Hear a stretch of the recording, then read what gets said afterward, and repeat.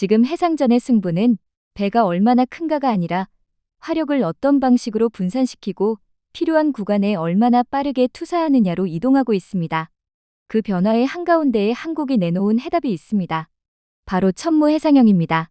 천무해상형은 지상 다연장 로켓체계 천무를 해상 플랫폼 운용까지 확장하는 방향으로 거론되며 무인수상정이나 소형 선박 탑재까지 염두에 둔 형태로 설명됩니다. 여기서 포인트는 단순히 바다 위에서 쏜다가 아닙니다. 함포로는 닿지 않는 거리, 미사일을 쓰기에는 부담이 큰 거리, 그 공백을 바다 위에서 메우는 구상이 핵심입니다. 이 기술은 기존 함포와 미사일을 대체하려는 것이 아니라 둘의 성격을 서로 보완해 해상 화력의 균형을 완성하는 방향으로 작용합니다. 그 결과 이 구간에서는 무엇으로 억제할 것인가라는 해상전의 오래된 고민에 한국이 매우 현실적인 답을 제시하고 있다는 점이 인상적으로 보여주고 있습니다. 미국 해군과 유럽 해군이 무인수상정 전력화를 동시에 추진하며 공통된 질문이 등장했다고 전해집니다. 작은 배가 어디까지 적을 식별하고 타격할 수 있는가, 그리고 그 무장이 미사일 영역을 얼마나 대체할 수 있는가입니다. 이 질문이 커진 이유는 단순합니다. 표적은 늘고 교전은 빨라지는데 모든 상황에서 고가의 미사일만으로 대응하기에는 부담이 커지기 때문입니다. 그래서 미국과 유럽은 대형 자산을 강화하는 전략과 별개로 다수의 소형 플랫폼을 네트워크로 묶어 전투를 설계하는 방식에 힘을 싣기 시작합니다. 여기서 중요한 변화는 플랫폼의 크기가 아니라 운용의 방식입니다. 한 척의 대형 함정이 화력을 집중하는 구조는 강력하지만 비용과 위험이 함께 집중되기 쉽습니다. 반대로 분산 플랫폼은 개별 플랫폼의 부담을 낮추면서도 전체 체계가 동시에 작동하면 전술 선택지를 크게 넓힐 수 있습니다. 이 구조에서는 한 척이 완벽해야 한다가 아니라 여러 척이 연결되어 작전을 이어갈 수 있어야 한다로 관점이 바뀝니다. 한 대가 손실돼도 다른 플랫폼이 임무를 이어갈 수 있다면 전력은 단단한 하나가 아니라 끊기지 않는 체계가 되는 것입니다. 미국 유럽이 보는 핵심은 결국 이것입니다. 무인수상정이 단독으로 위협이 되느냐가 아니라 분산 플랫폼에 어떤 화력을 얹고 그 화력을 어떤 비용으로 유지하면서 어떤 속도로 반복 투사할 수 있느냐가 승부를 가릅니다. 이 질문이 커질수록 미사일만으로는 부족한 구간을 채우는 선택지의 가치가 올라갑니다. 같은 방향을 바라보더라도 성패는 전력화 가능한 설계에서 갈립니다. 천무해상형은 무인수상정을 단순 정찰 보조가 아니라 실질적인 화력투사 자산으로 정의하는 쪽에 가깝게 설명됩니다. 즉, 아이디어 경쟁이 아니라 운용 가능한 체계를 목표로 삼는 접근입니다. 사거리 탄약 발사 구조 생존성뿐 아니라 보급과 생산 기반까지 함께 고려해 현실적으로 쌓을 수 있는 전력을 지향합니다. 이 점이 자랑스럽게 느껴지는 이유가 있습니다. 국방기술은 개념으로 끝나면 전장에 영향력을 만들기 어렵습니다. 반면 천무해상형은 해상전의 공백을 메우는 역할을 명확히 설정하고 그 역할을 수행할 수 있도록 체계를 구성합니다. 이런 방식은 결과적으로 해상전의 운용 개념, 즉 해상 교리의 변화를 줄 수 있는 기반으로 이어질 가능성이 커집니다. 천무해상형의 첫 번째 강점은 사거리와 화력의 체급 변화입니다. 230mm급 유도 로켓 기반으로 최대 70에서 80km 수준의 사거리가 거론되고 현대 함포의 일반적 사거리로 언급되는 30에서 40km를 크게 넘어서는 비교가 이어집니다. 이 차이는 숫자 이상의 의미를 갖습니다. 함포는 즉흥성과 연속 사격이라는 강점을 지니지만 거리에 한계가 있고 미사일은 멀리 정확하지만 지속적으로 많이 쓰기엔 부담이 큽니다. 천무해상형이 겨냥하는 지점은 바로 그 사이입니다. 현재 기술 운용의 부족함을 정확히 채우는 역할로 작용하고 그래서 해상 화력의 연속성이 완성됩니다. 두 번째 강점은 모듈식 발사 포드와 포화 운용입니다. 모듈식 발사 포드를 적용하고 포드당 6발, 복수 포드 구성 시 수십 발 동시 운용이 가능하다는 설명이 나옵니다.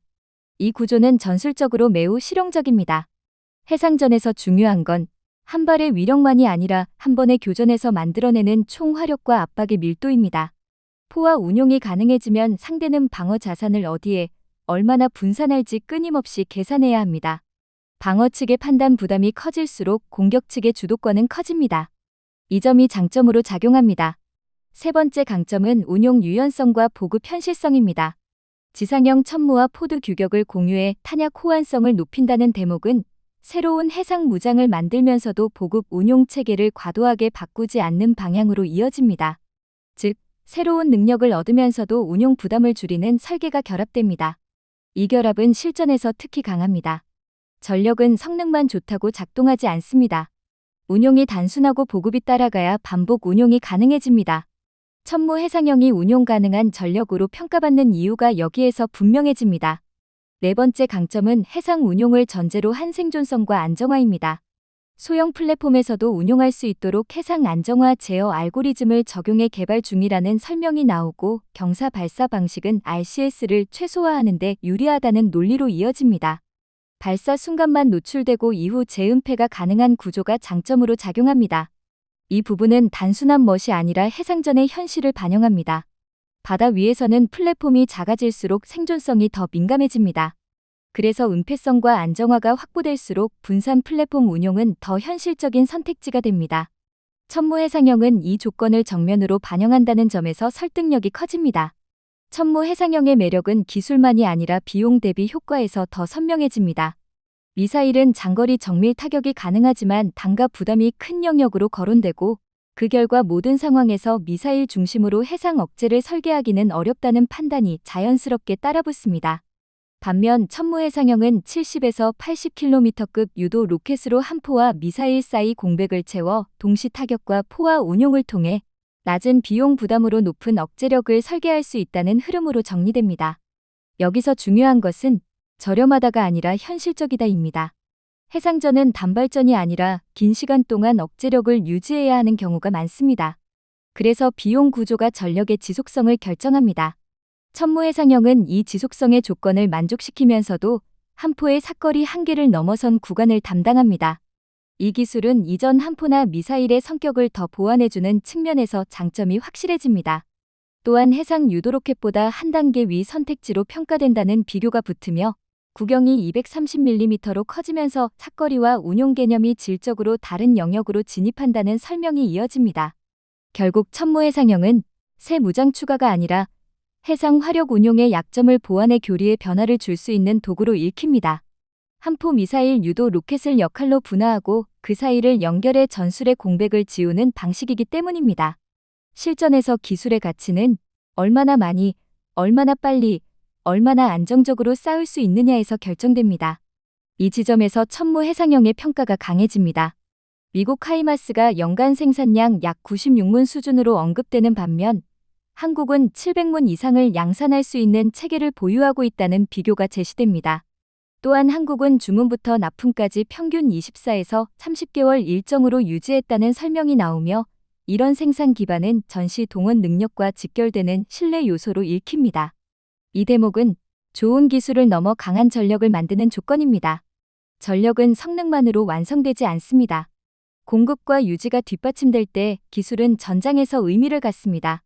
한국이 이 조건을 갖추고 있다는 점은 우리 국방기술이 단지 빠르게 따라가는 것이 아니라 전력의 지속성까지 설계하는 단계로 올라섰다는 신호로 해석됩니다. 이 점이 자부심으로 이어지는 이유입니다.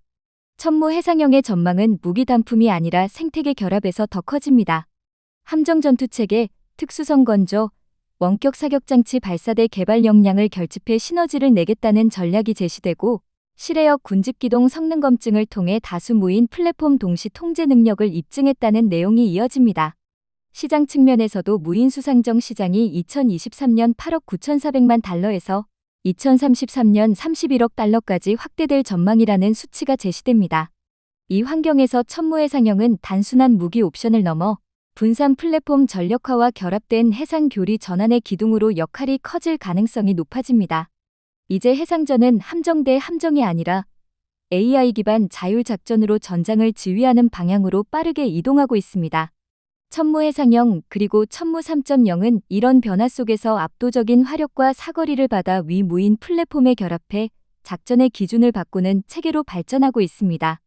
2030년대 초반 전력화를 목표로 방호력과 근접 방어 능력까지 보강하며 수출 환경까지 고려한 완성도를 끌어올리고 있다는 점이 의미가 큽니다. 특히 개방형 아키텍처는 다양한 무인 수상정 플랫폼과의 통합을 가능하게 하고 한국이 구축 중인 무인 수상정 생태계와 결합될수록 전술적 가치는 더 크게 확장될 수 있습니다. 무인 플랫폼 기반의 저비용 고효율 화력 투사가 현실이 되면 과거 해군 대한미사일의 영역이었던 해상 타격을 포병 전력이 수행하는 구도가 열리며 육해군 화력 운용의 경계가 새롭게 제정이 될 수 있습니다. 이 변화는 한국 국방기술이 단순한 추격이 아니라 미래 해전의 운영 방식 자체를 설계하는 단계로 올라서고 있다는 신호로 읽힙니다.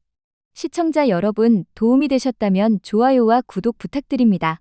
알림 설정까지 해두시면 중요한 이슈를 놓치지 않으실 수 있습니다.